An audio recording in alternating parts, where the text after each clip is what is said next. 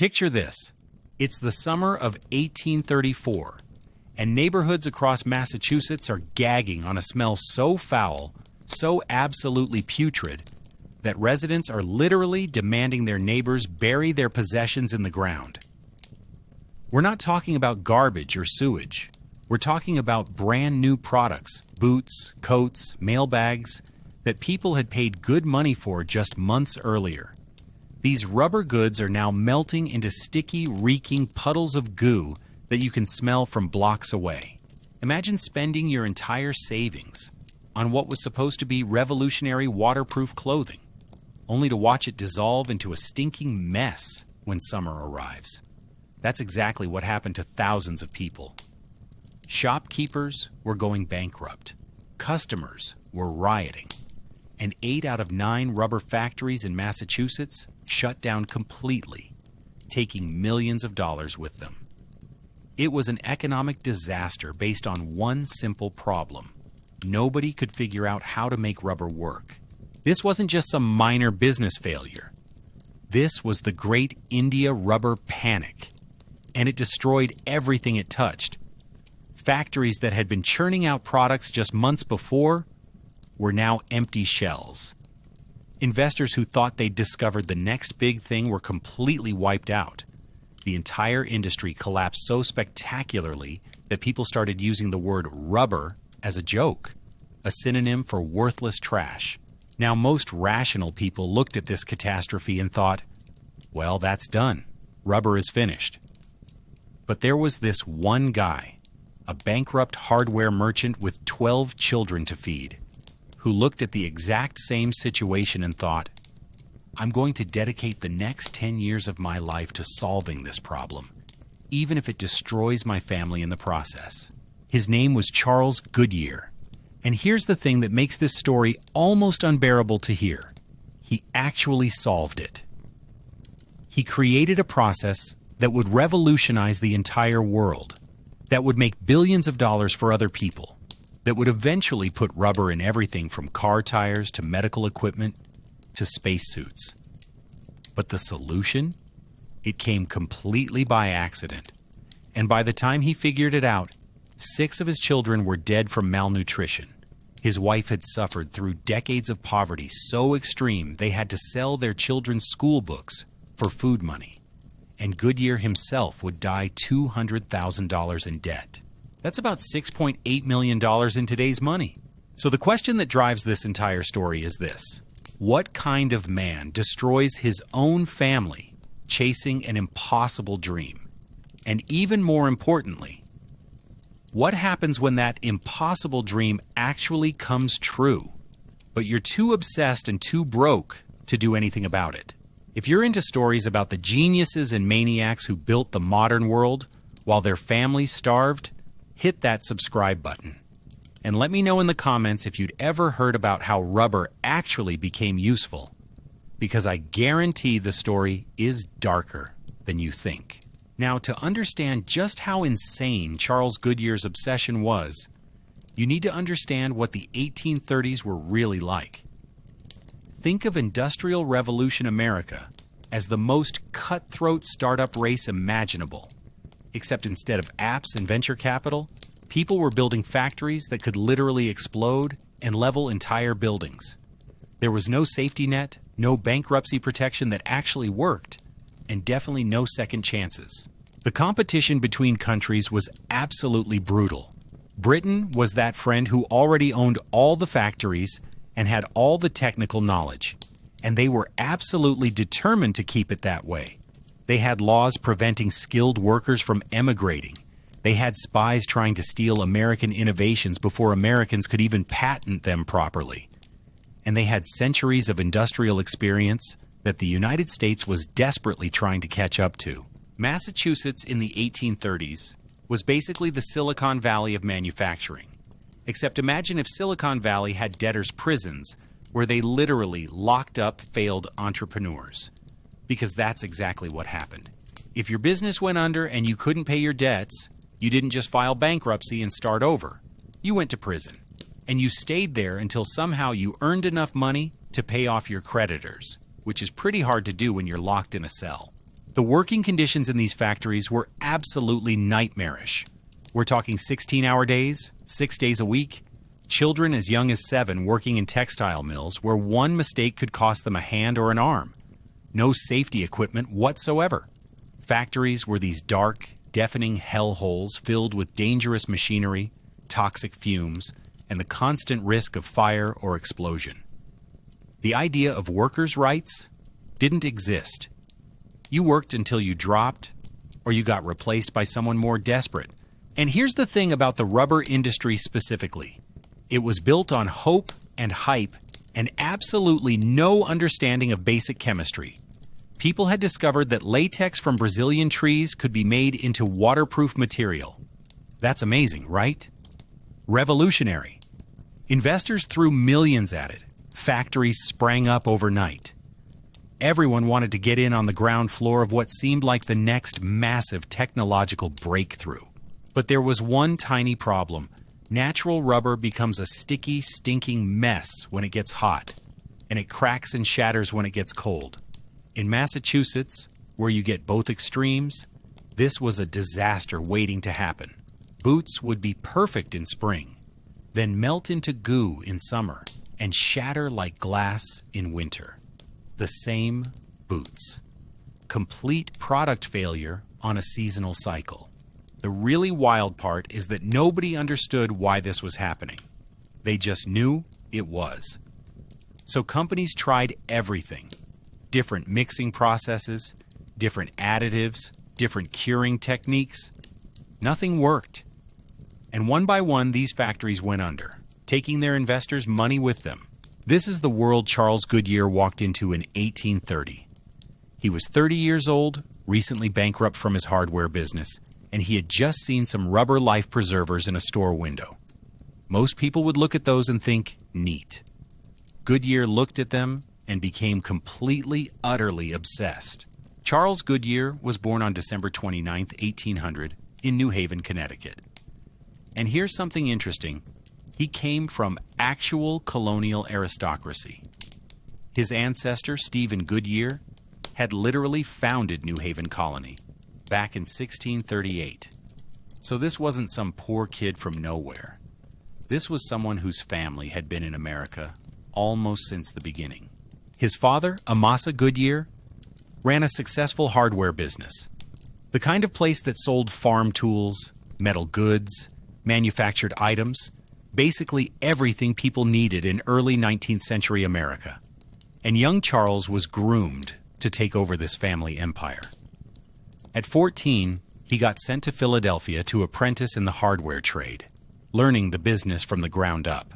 By all accounts, Charles was smart, personable, and had a real talent for business.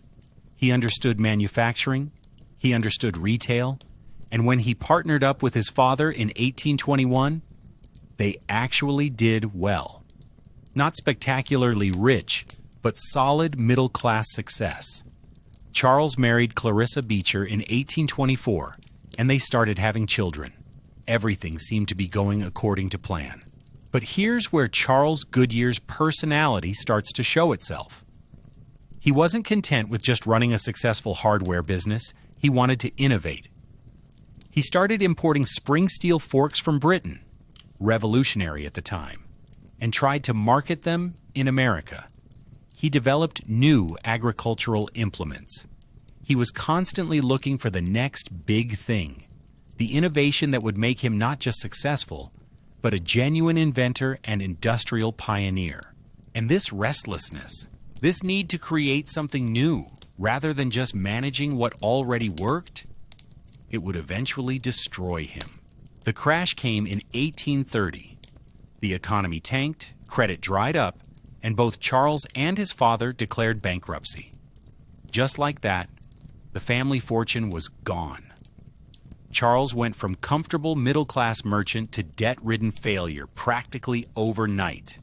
And this is where the debtor's prison thing becomes very real. If you couldn't pay your debts, you went to jail. And Charles spent time in multiple debtors' prisons over the next few years. Now, most people in this situation would be thinking about survival, about feeding their family, about finding some kind of stable income. But Charles Goodyear's brain didn't work that way. In 1830, while sitting in a debtor's prison, or shortly after getting out, the exact timeline is fuzzy, he saw those rubber life preservers in a store window. And instead of thinking, I can't afford anything, his brain went, I could improve this. He actually went into the store and tried to sell the owner an improved inflation valve he'd designed. The owner, probably thinking this bankrupt prisoner was completely insane, told him, forget the valve. If you can figure out how to make rubber that doesn't rot in summer, you'll make a fortune. But what nobody knew was that this guy was about to dedicate the rest of his life to exactly that problem, regardless of what it cost his family. Let me paint you a picture of what Charles was like as a person. His friends described him as gentle, kind, deeply religious, absolutely convinced that he was doing God's work. He wasn't some mad scientist cackling in a laboratory. He was a devoted father who loved his children, a faithful husband who never drank or gambled. By all accounts, he was a genuinely good person. But he was also a man who would watch his children literally starving while he spent their food money on rubber experiments. That's not cruelty, it's something arguably worse. It's the kind of obsession that makes someone genuinely believe that solving this technical problem is more important than feeding their starving kids right now. Because once it's solved, everyone will be fine. The ends justify the means, except the ends keep getting further away. Clarissa, his wife, never complained, never reproached him.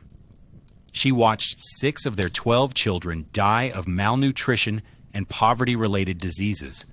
And according to all historical accounts, she never once told Charles to stop. Whether that's devotion, resignation, or just the reality of being a woman with no options in the 1830s, we'll never really know. So what made Charles Goodyear think he could solve a problem that had destroyed an entire industry? Honestly, nothing. He had 0 background in chemistry, 0 experience with rubber, 0 funding, 0 equipment. What he had was time, because he couldn't get regular work while drowning in debt, and an absolute, unshakable conviction that he was meant to solve this problem. Think about the arrogance required for that. Entire factories full of trained workers had failed. Chemists had failed. Investors with millions of dollars had failed. And this bankrupt hardware merchant thought, yeah, but I'll figure it out. His first experiment started in 1831, working out of whatever space his family was living in at the time. Remember, they're poor, desperately poor. They're moving from place to place, dodging creditors, sometimes living in single rooms. And Charles is using that one room as both a family living space and a chemical laboratory. Can you imagine being Clarissa? Your husband is bankrupt. You have small children to feed. And he's cooking toxic chemicals on your only stove, nitric acid, sulfuric acid, rubber compounds that produce horrible fumes when heated. Your children are breathing this stuff. Your home reeks of it. And instead of finding a job, your husband is absolutely certain that just one more experiment will crack the code. The method Charles used was basically trial and error raised to an insane level.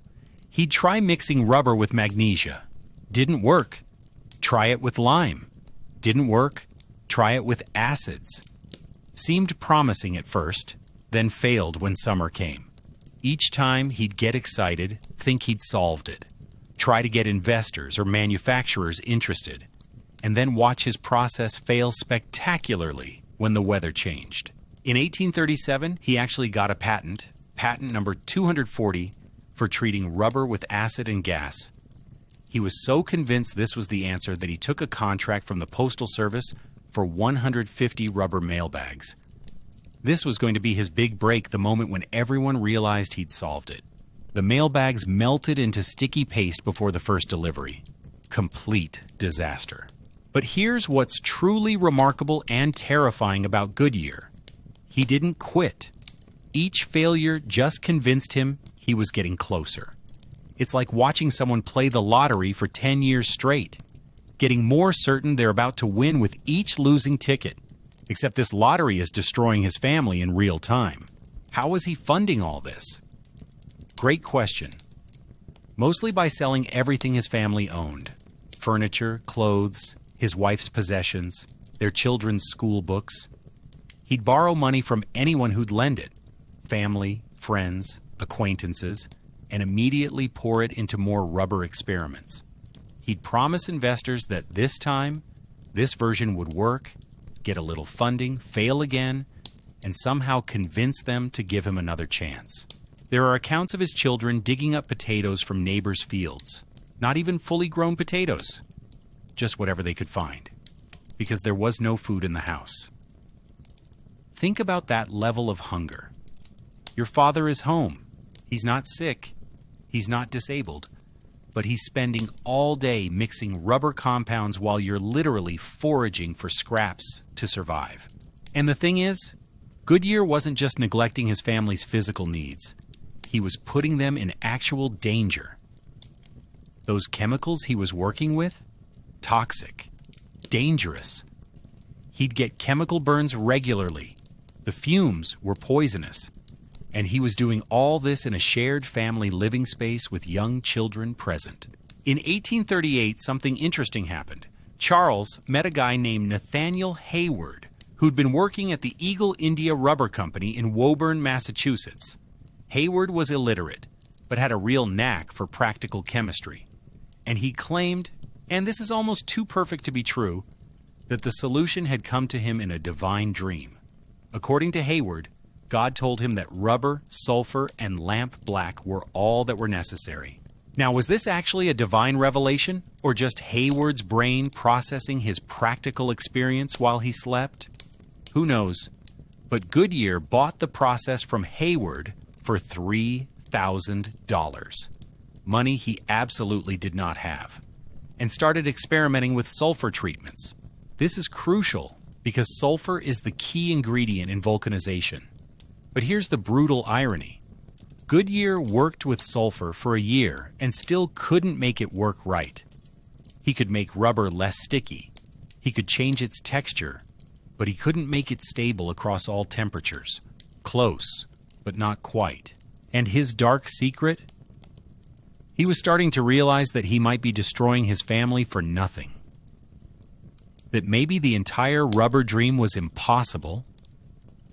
But by this point, he'd invested so much, so many years, so much money he'd borrowed, so much suffering he'd put his family through, that admitting defeat felt like admitting it had all been for nothing. That's the sunk cost fallacy in its most devastating form. Keep going because you've already lost too much to stop. Between 1831 and 1839, Charles Goodyear conducted literally thousands of experiments. Not dozens, not hundreds. Thousands. He tried every combination of rubber with every substance he could get his hands on. Acids, bases, metals, organic compounds. He'd heat it, freeze it, compress it, stretch it. He was systematically trying every possibility, which sounds scientific, except for one problem. He didn't understand the underlying chemistry, so he was basically operating blind. The workshop conditions, which is a generous term for corner of whatever room his family was living in, were absolutely primitive. He didn't have proper equipment, so he improvised. His wife's cook stove became his heating apparatus. Her pots became his mixing vessels. The kitchen table became his workspace, covered in acid burns and chemical stains. Every single experiment created horrible smells and dangerous fumes. The neighbors complained constantly. Landlords evicted them. But Goodyear just moved the operation to the next place and kept going.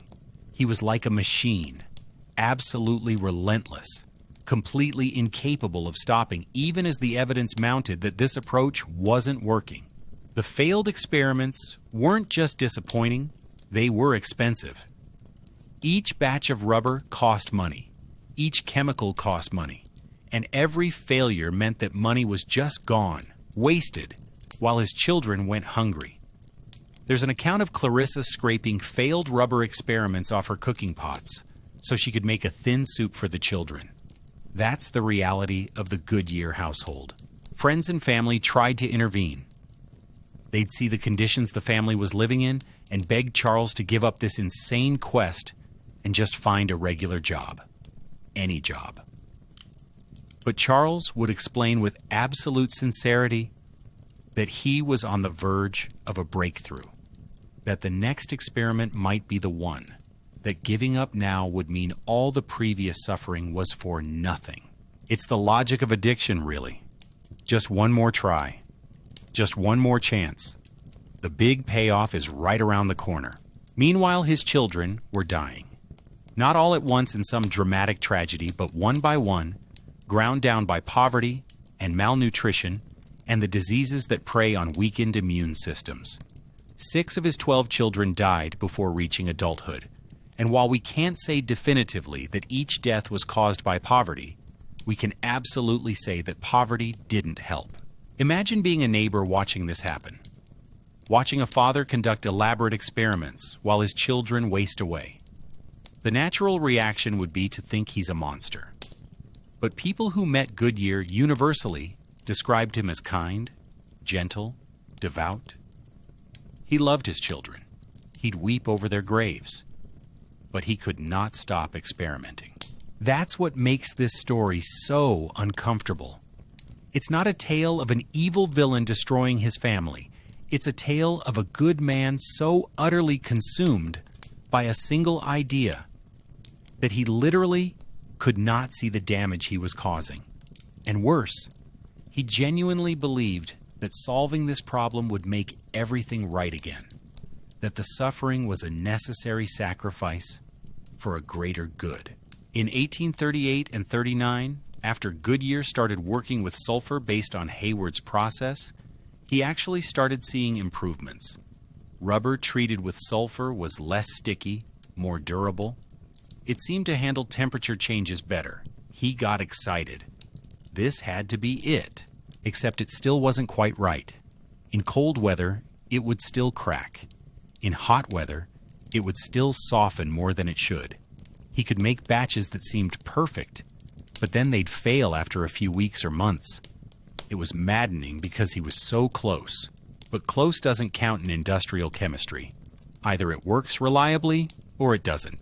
This period, late 1838 through most of 1839, was probably the darkest time for the Goodyear family. They were living in Woburn, Massachusetts, in conditions that can only be described as desperate poverty. One room, barely heated. Food so scarce that charity from neighbors was all that kept them alive.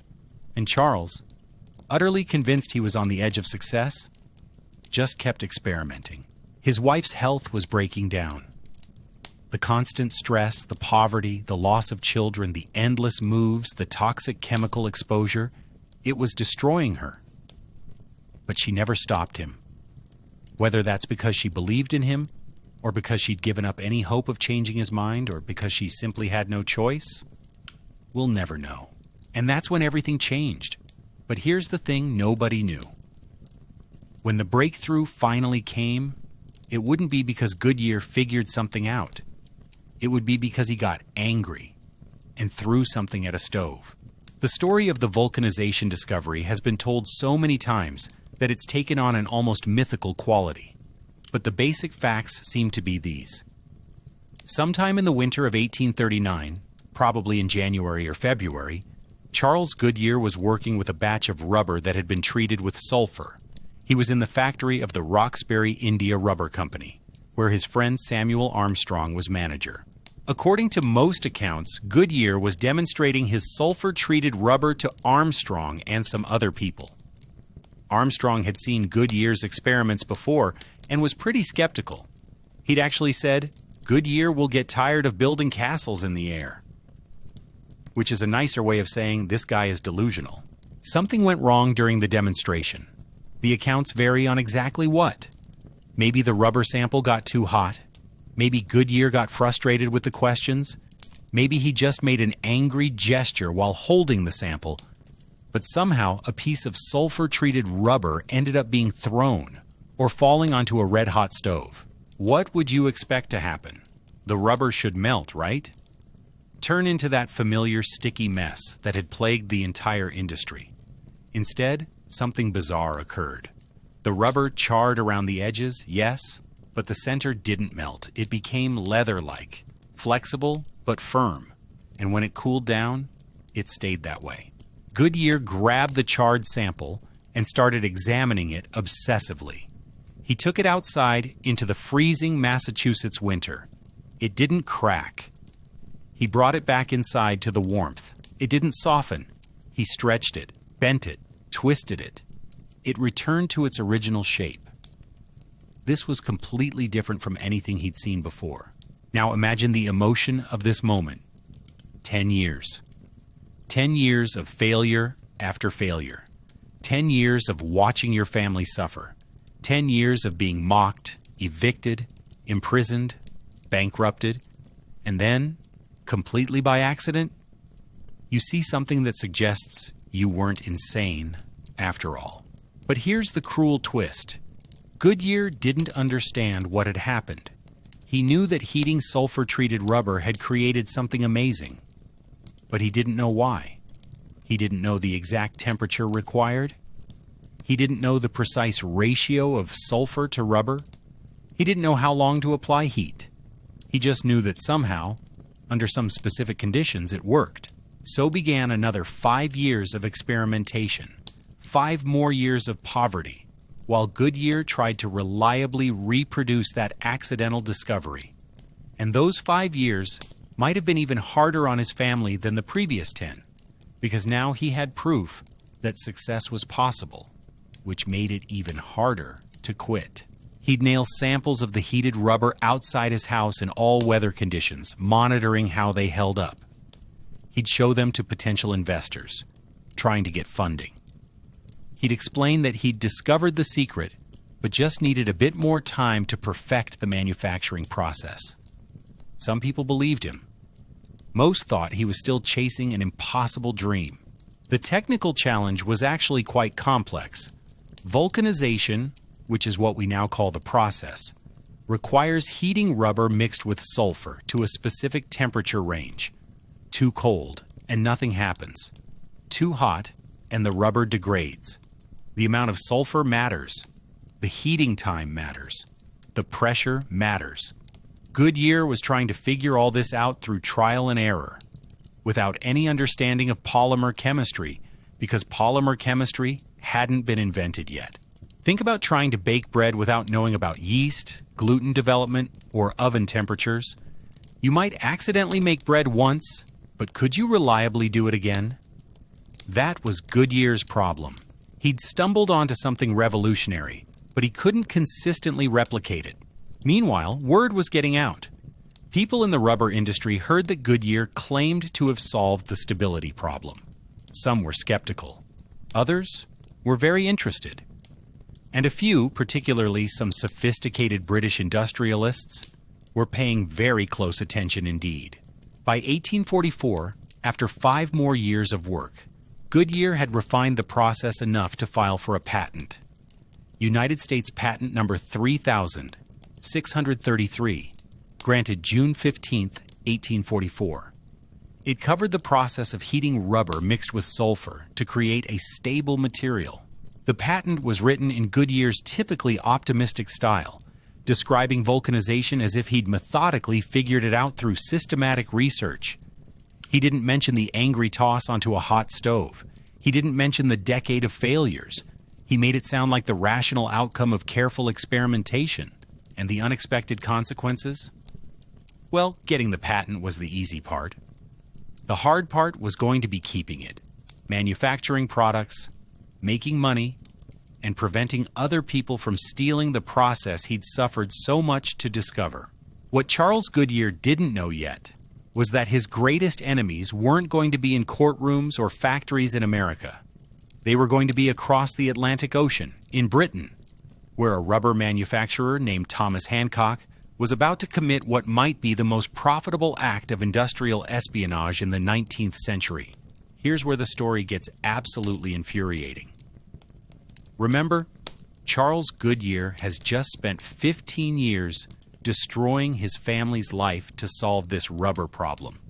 He's finally got a patent in 1844.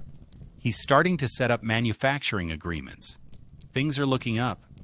Relatively speaking, he's still poor, still in debt, but at least the invention works. So what does he do? He naively sends samples of his vulcanized rubber to contacts in Britain, hoping to establish business relationships or maybe get British patent protection.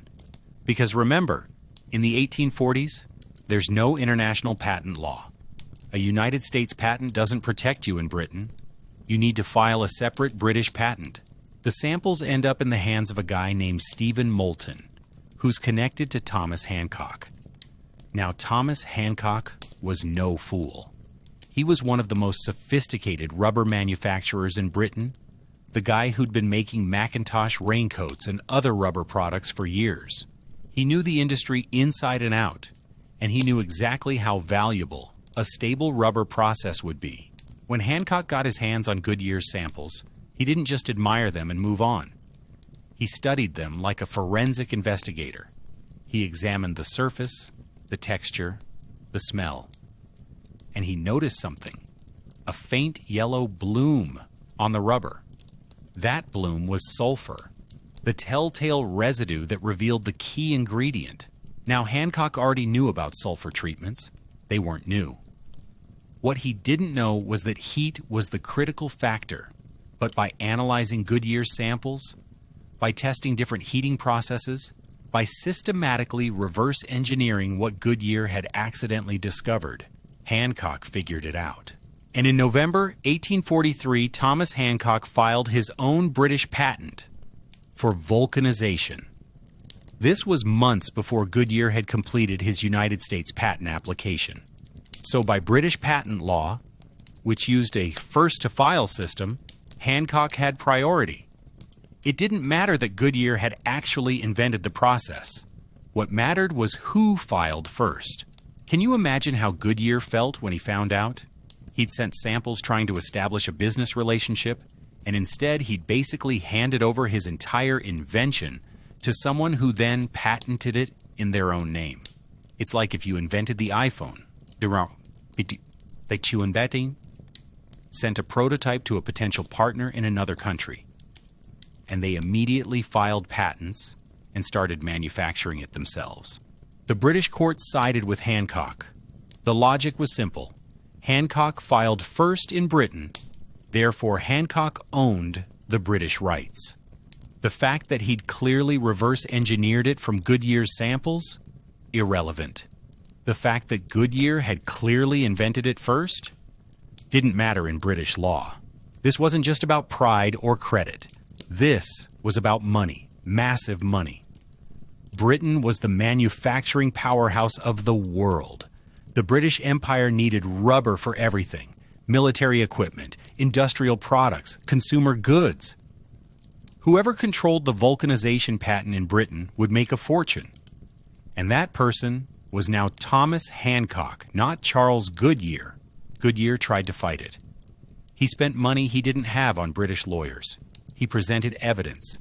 He showed that his American experiments predated Hancock's work. None of it mattered.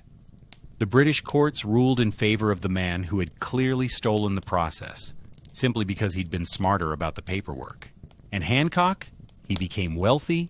He built a rubber manufacturing empire on Goodyear's invention. He wrote books about his contributions to the rubber industry. He lived a comfortable life and died at a ripe old age, respected and successful. Meanwhile, back in America, Goodyear was also fighting patent battles, but these were against American companies. The biggest fight was against a manufacturer named Horace H. Day, who was making vulcanized rubber products without licensing Goodyear's patent. This fight lasted 8 years. 8 years of legal fees, court appearances, depositions, and all the expenses that come with patent litigation. Goodyear was represented by Daniel Webster, one of the most famous lawyers in America. Webster gave an impassioned speech defending Goodyear's priority, emphasizing the years of suffering and experimentation that had led to the discovery. It was brilliant courtroom theater, and Goodyear won. The court upheld his patent and ruled that Day had to pay damages. Victory at last, right? except the legal fees consumed most of the damages. And meanwhile, Goodyear was licensing his patent to various manufacturers, but he was terrible at business. He'd sign bad deals, give away rights too cheaply, fail to enforce licensing agreements properly. The man who'd spent 15 years perfecting a technical process had no idea how to actually commercialize it successfully. Just when he thought he'd made it, just when it seemed like maybe all the suffering would finally pay off, Charles Goodyear discovered that having a revolutionary patent and actually making money from it are two very different things. Companies were using his process all over America and Europe, making fortunes. And Goodyear was still poor, still in debt, still struggling. It's like he'd discovered fire and was now watching everyone else cook delicious meals while he starved. By the late 1840s and early 1850s, vulcanized rubber was everywhere. Factories were mass-producing boots, coats, industrial belting, hoses, medical equipment. The rubber industry that had completely collapsed in 1834 was now booming bigger than ever before. Goodyear's invention, or the process he'd accidentally discovered, had created an entire industrial revolution within the larger industrial revolution. But Charles Goodyear wasn't getting rich from any of this. He was licensing the patent, yes, but for various reasons.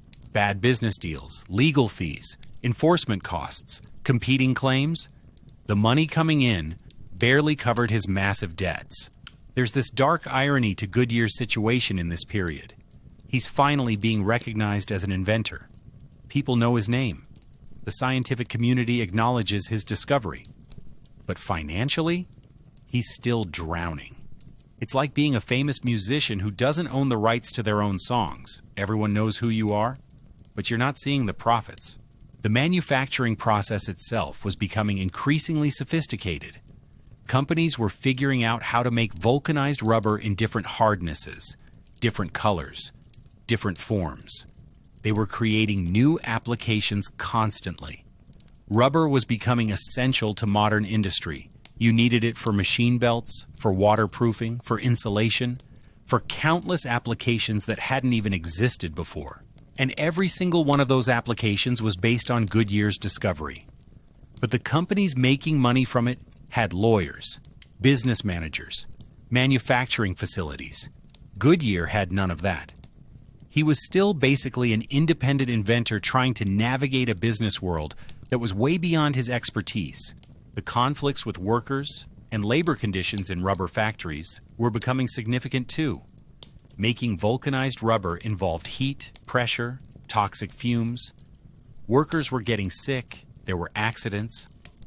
The same terrible working conditions that existed in textile mills and other factories were now appearing in rubber manufacturing. But Goodyear wasn't running these factories. He wasn't making the labor decisions. He'd invented the process, licensed it out, and other people were implementing it however they saw fit. He had no control over the working conditions, no say in how the factories were run. His invention was being used in ways he'd never intended and couldn't control. Public scrutiny started to build around some of the claims in his patents and in his public statements. Goodyear would sometimes exaggerate his role or downplay the accidental nature of the discovery. He'd present himself as a systematic scientific investigator when the reality was much messier. This led to conflicts with people like Nathaniel Hayward, who felt he deserved more credit for the sulfur treatment idea. There were also rivalries with other inventors and industrialists who were developing competing processes or claiming they'd discovered variations of vulcanization independently. The whole question of who really invented what became murky, especially when you had multiple people working on similar problems around the same time. One of the most absurd scandals involved Goodyear's personal publicity stunts. He'd wear entire suits made of vulcanized rubber to public events, trying to demonstrate the material's versatility. Can you imagine? This guy whose family is barely surviving is walking around in a rubber suit like some kind of Victorian superhero, trying to drum up business interest. It would be funny if it weren't so tragic. Here's a man who cannot feed his own children consistently, and he's spending money on custom rubber clothing for publicity purposes. The priorities are completely backward, but in Goodyear's mind, this made perfect sense. He needed to promote the invention to make money. The fact that this promotional approach wasn't actually working didn't seem to register. The dark price of success for Goodyear was becoming clear. He'd achieved everything he'd set out to achieve technically, but he was personally destroyed in the process. His health was ruined from years of chemical exposure and stress. His wife was broken down from poverty and grief. His surviving children barely knew him as a father because he'd spent their entire childhoods obsessed with rubber experiments. And financially, he was still desperately poor.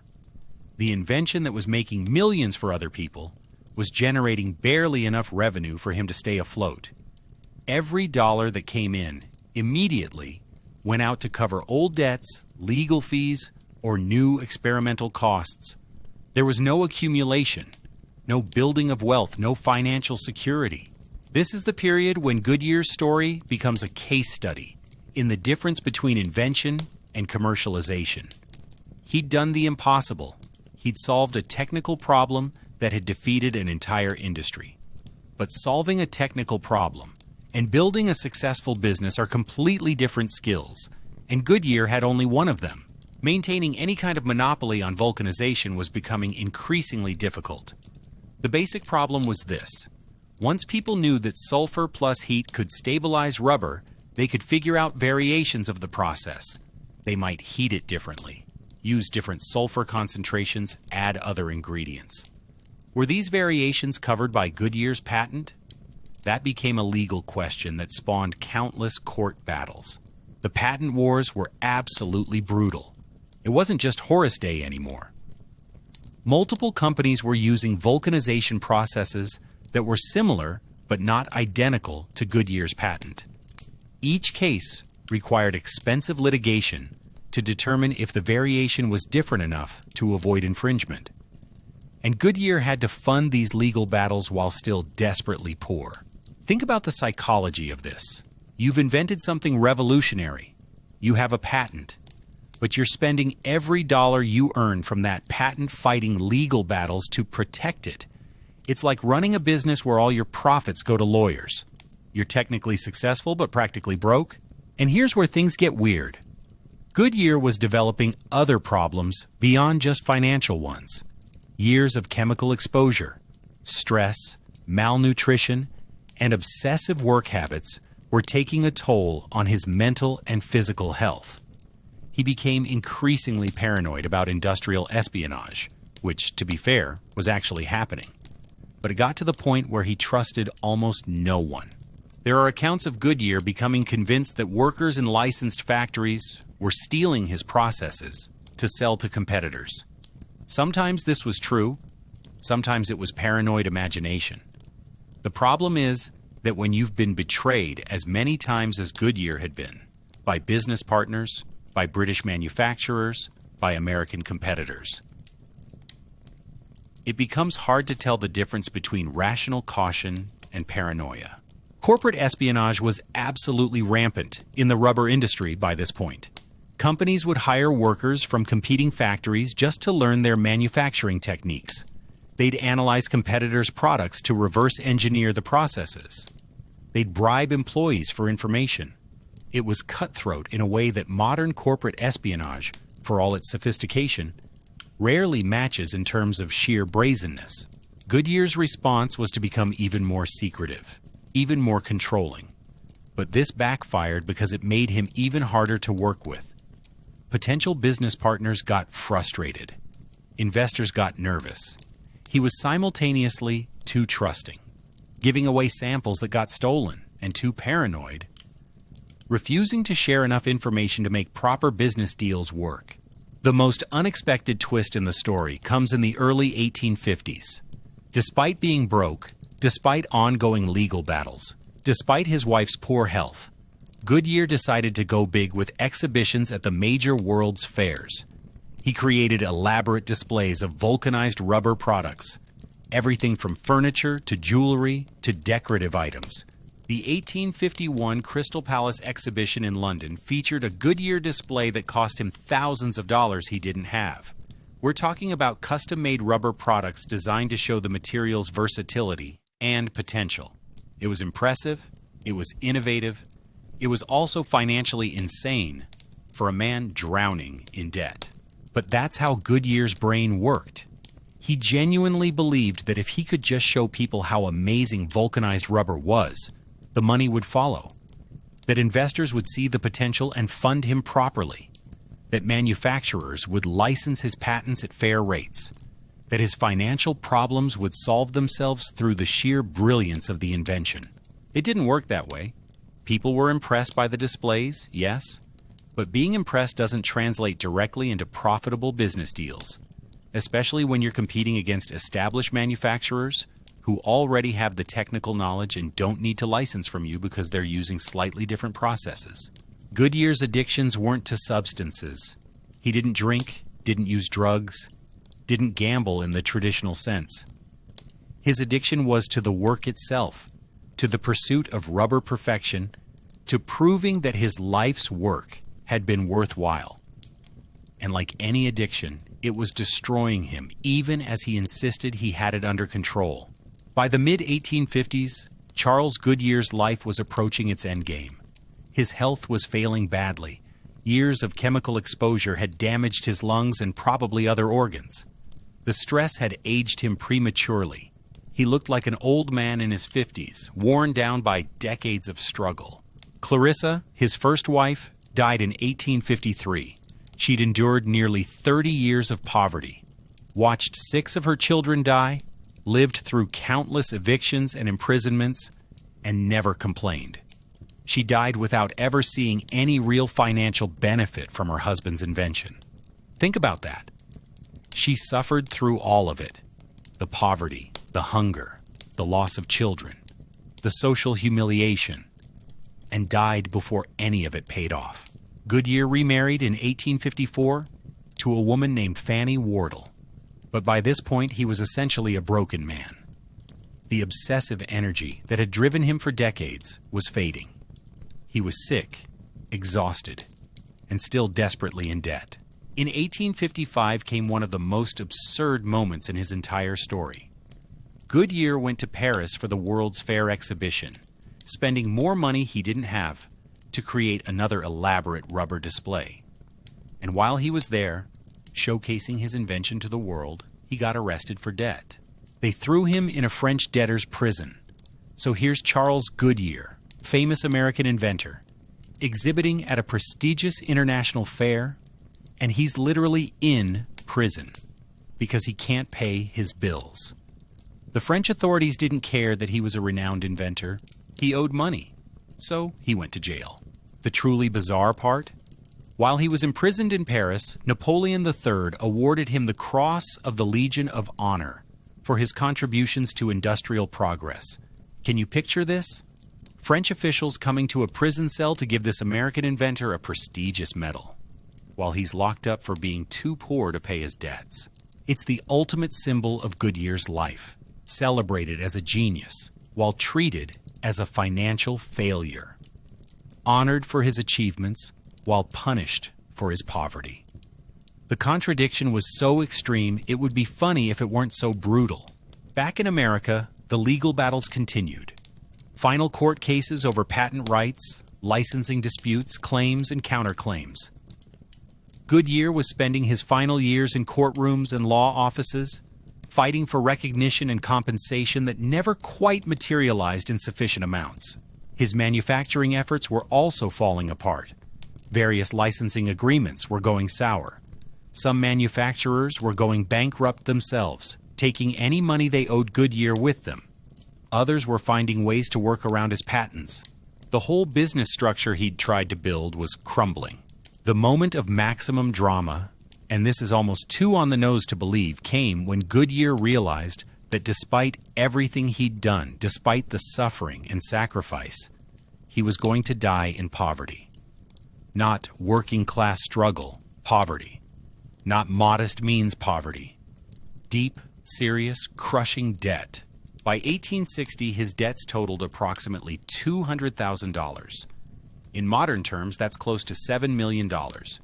He owed more money than most people would see in several lifetimes. And there was no way out. Even if the rubber royalties kept coming in, they'd never be enough to cover this level of debt in his remaining lifetime. His health continued deteriorating. The chemical exposure, the stress, the years of malnutrition, it all added up. He developed chronic respiratory problems, probably from breathing toxic fumes, for decades. He had digestive issues, possibly from the same chemical exposure. His body was simply giving out. And here comes the ending nobody saw coming. Charles Goodyear died on July 1st, 1860, in New York City. He was 59 years old. He died in a hotel room, away from home, still pursuing business deals and patent disputes up until the very end. His last days were spent trying to arrange licensing agreements, trying to fight off creditors, trying to salvage something from his life's work. When he died, his estate was massively in debt. $200,000 owed to various creditors, investors, lawyers. His surviving children inherited nothing but the debt and the fading hope that someday, somehow, the rubber royalties might actually amount to something. The funeral was modest. The man whose invention was revolutionizing global industry was buried without great ceremony. Some fellow inventors attended, some family members, but there were no parades, no national recognition, no acknowledgement that one of the most important industrial innovations of the 19th century had just lost its creator. Here's where the story gets even more painful depending on how you look at it. After Charles Goodyear died, the rubber royalties kept coming. Not huge amounts, but steady. And over time, over years and decades, his family, his surviving children, his second wife, started to actually benefit from his invention. By the 1880s and 90s, vulcanized rubber was absolutely everywhere. The industry was worth millions, then tens of millions, then hundreds of millions. Every application you can imagine was using it, and the Goodyear patent, even after it expired, had established a legacy that his descendants could build on. His sons went into the rubber business themselves, armed with their father's knowledge and connections. They actually made good livings from it. Some became quite successful. The family that had been destitute for decades eventually achieved comfortable middle-class prosperity, then actual wealth. But Charles never saw any of it. He died believing he'd failed, that all the suffering had been for nothing, that he'd destroyed his family's life for an invention that enriched everyone except him. The other characters in the story? Thomas Hancock lived until 1865, wealthy and respected in Britain, never really acknowledging that he'd stolen the vulcanization process. He's still remembered in Britain as a rubber pioneer, which is technically true but morally complicated. Nathaniel Hayward, the illiterate former factory worker who sold Goodyear the sulfur treatment, became a successful industrialist himself. He built a factory in Colchester, Connecticut, that employed 1,000 workers. He died wealthy in 1865, the same year as Hancock. Both of Goodyear's contemporaries outlived him and prospered in ways he never did. Horace Day, the patent infringer who fought Goodyear for 8 years, eventually lost the court case, but remained a significant rubber manufacturer. He never paid the full damages he owed and managed to continue his business anyway. The impact of vulcanization on society is almost impossible to overstate. Think about the modern world without stable rubber. No car tires, obviously, but also no waterproof clothing, no industrial gaskets and seals, no medical tubing, no countless products that we take completely for granted. The entire Industrial Revolution and everything that came after was built partly on this invention: medical equipment, electrical insulation, manufacturing components. All of it depends on vulcanized rubber. The automobile industry wouldn't exist without reliable tires. Modern plumbing and industrial systems need rubber seals and gaskets. Goodyear's accidental discovery literally changed the material basis of civilization. The modern legacy is weird, too. Most people recognize the name Goodyear from the tire company, the Goodyear Tire and Rubber Company. But here's the thing. That company was founded in 1898 by Frank Seiberling and named in honor of Charles Goodyear. Charles himself had nothing to do with it. He'd been dead for 38 years when they chose his name. So the most visible monument to Charles Goodyear is a company that he never worked for, never owned, never even knew existed. It's named after him as a tribute, yes, but it's also a reminder that his invention made billions for other people while he died in poverty. And here's one final mystery that's kind of haunting. We don't actually know if the vulcanization discovery was truly accidental, or if Goodyear had some inkling that heat might be the answer. His own accounts emphasize the accident, but some historians think he might have been experimenting with heat intentionally and downplayed it to make the story more dramatic. The truth is probably that it was partially accidental. He knew heat did something. But the specific moment of throwing rubber on the stove and seeing the results was unplanned. But we'll never know for sure, and Goodyear himself told the story different ways at different times. What we do know is this. A man spent 15 years destroying his family's life to solve a problem. He accidentally found the answer. He spent another 20 years trying to profit from that answer and failed. He died, broke, and broken. And then, after his death, everyone else made fortunes from his work. So what do we make of Charles Goodyear? The easy answer is to call him a tragic hero, a visionary whose genius was ahead of his time, who sacrificed everything for progress, who contributed to human advancement even though it cost him personally. But that's too simple. That narrative lets us ignore the really uncomfortable questions, like, was it worth it? 6 children dead, a wife ground down to nothing, decades of suffering. For what? An invention that he never profited from, that made other people rich? That would have probably been discovered by someone else? Within a few years, anyway? The industrial legacy of the 19th century is full of stories like this. Individual inventors destroying themselves and their families while pursuing technological breakthroughs that ultimately benefit large corporations and industrial systems. It's a pattern that repeats over and over. Compare Goodyear to modern inventors and entrepreneurs. Elon Musk gets compared to obsessive historical inventors a lot. But here's the difference. Musk has billions in resources, teams of engineers, legal protection, and if one venture fails, he has others to fall back on. Goodyear had none of that. He was one man with no safety net, betting everything on a single outcome. Modern venture capital would never fund a Charles Goodyear-style operation. Too risky, too obsessive, too dependent on one person's vision with no clear path to profitability.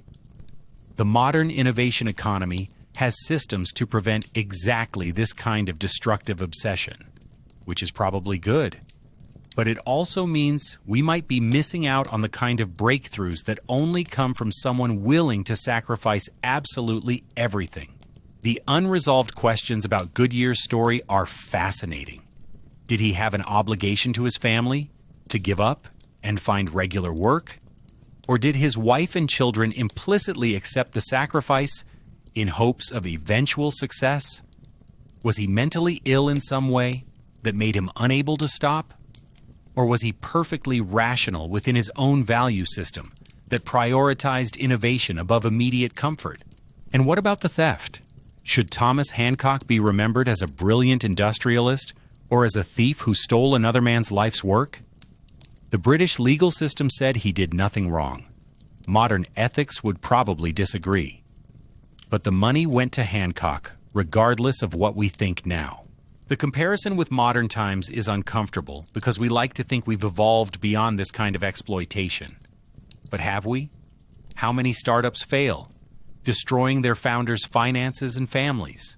How many inventors and creators still get exploited by corporations with better lawyers and bigger resources? The specifics have changed, but the fundamental dynamic, individual innovation versus institutional power, remains. Think about intellectual property today. We have better patent systems, yes. International agreements protect inventors across borders. But we also have patent trolls, corporate espionage, trade secret theft. The game has gotten more sophisticated, but it's still the same game. Whoever can best protect and commercialize an innovation wins, regardless of who actually invented it.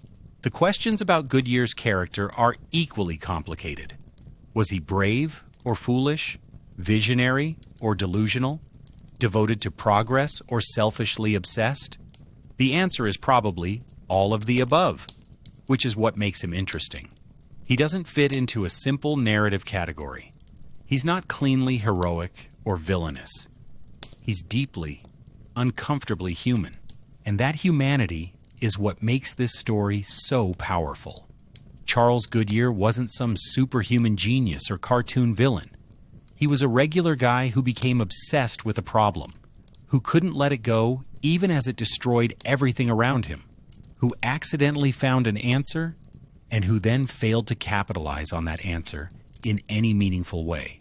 The rubber you encounter today, in your car tires, your waterproof boots, your phone case, medical equipment, industrial machinery, all of it traces back to that moment in 1839, when an angry, frustrated man threw a piece of sulfur-treated rubber onto a hot stove. Everything else is just footnotes to that accidental discovery. But the human cost? That's not a footnote. That's the real story. 6 dead children, a broken wife, a man who died in poverty despite revolutionizing the world. That's not inspirational. It's tragic. And maybe we need to sit with that tragedy instead of trying to redeem it with talk about legacy and contribution. Because here's the thing. The world got vulcanized rubber. Technology advanced. Industry progressed. And it would have happened anyway, with or without Charles Goodyear specifically. Someone else would have stumbled onto vulcanization eventually.